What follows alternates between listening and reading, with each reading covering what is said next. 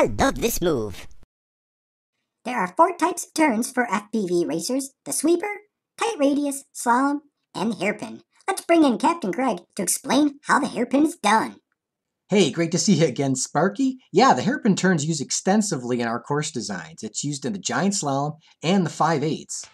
Sparky, why don't you fire up your old flux capacitor and we'll get started learning some hairpins.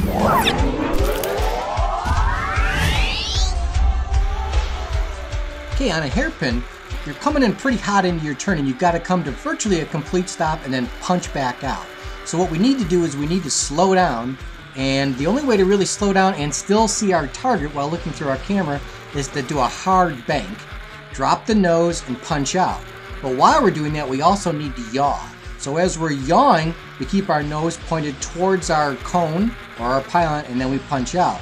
Now, that sounds great in theory, but what's happening is the multi-rotor can act awful screwy while you're doing that.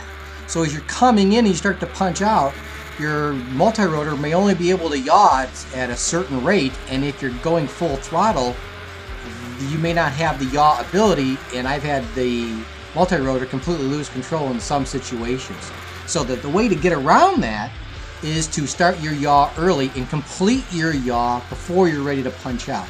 Very similar to if you're in auto racing and you're trying to get your maximum braking, threshold braking in for a turn, you want to keep the car as straight as possible, do all your braking, then start to do your turn. Same thing here, we want to do as much of our yawing as possible while we're braking, and then when we punch out, we don't have to worry about our multi-rotor getting screwy as it goes full throttle.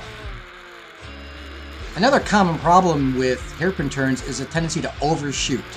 So you're trying to time where your brake point is. We know where our acceleration point is going to be, but our brake point's a little trickier.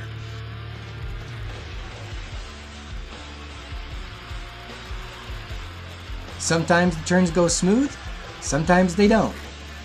Nice flying there, Ace.